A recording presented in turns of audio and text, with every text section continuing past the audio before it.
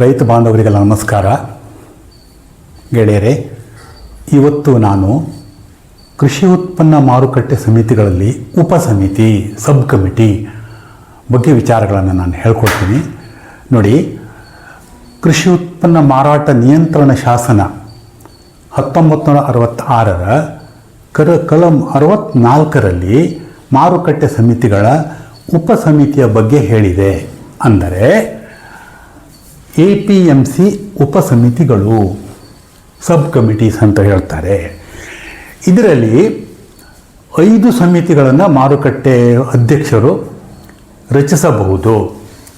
Licence ಸಮಿತಿ, ಹಣಕಾಸು ಸಮಿತಿ, ಅಭಿವೃದ್ಧಿ ಸಮಿತಿ, ಬಜೆಟ್ ಸಮಿತಿ, ತಂಟೆ ತಕರಾರು ಸಮಿತಿ.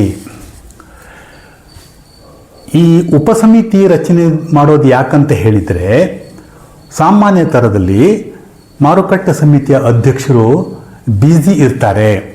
ಅವರಿಗೆ ಎಲ್ಲ ವಿಚಾರಗಳ ಬಗ್ಗೆ ಗಮನ ಹರಿಸಲಿಕ್ಕಾಗೋದಿಲ್ಲ, ಕೂಲಂಕುಷವಾಗಿ ಚರ್ಚೆ ಮಾಡಲಿಕ್ಕೆ ಅವ್ರ ಹತ್ರ ಆಗೋದಿಲ್ಲ. ಆದ್ದರಿಂದ ಸಲಹೆ ಪಡೆಯೋದಕ್ಕೋಸ್ಕರ ಇಂಥ ಉಪಸಮಿತಿಗಳನ್ನು ಮಾಡ್ತಾರೆ.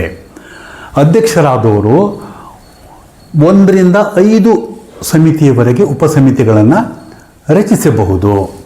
ಇದರಲ್ಲಿ ಗಮನಿಸಬೇಕಾದ ಅಂಶ ಎಂದರೆ, ಉಪಸಮಿತಿಯಲ್ಲಿ ತಗೊಂಡಂಥ ತೀರ್ಮಾನ ಅದು ಅಂತಿಮ ಅಲ್ಲ. ಉಪಸಮಿತಿ ಅಂತ ತಗೊಂಡ ತೀರ್ಮಾನ ಮುಖ್ಯ ಸಮಿತಿಗೆ ಬಂದು ಅಲ್ಲಿ ಕೂಲಂಕುಷ ಚರ್ಚೆಯಾಗಿ ಅದರ ಬಗ್ಗೆ ತೀರ್ಮಾನ ಆಗಬೇಕು. ಅಂದರೆ ಉಪಸಮಿತಿಯವರು ತಗೊಂಡ ತೀರ್ಮಾನ ಅಂತಿಮ ಅಲ್ಲ. ಎರಡನೆಯದಾಗಿ, ಈ ಉಪಸಮಿತಿಗಳಿಗೆ ಮುಖ್ಯ ಮಾರುಕಟ್ಟೆ ಸಮಿತಿಯ ಉಪಾಧ್ಯಕ್ಷರು ಇದಕ್ಕೆ ಅಧ್ಯಕ್ಷರಾಗಿರ್ತಾರೆ. ಅರ್ಥ ಆಯ್ತಲ್ಲ?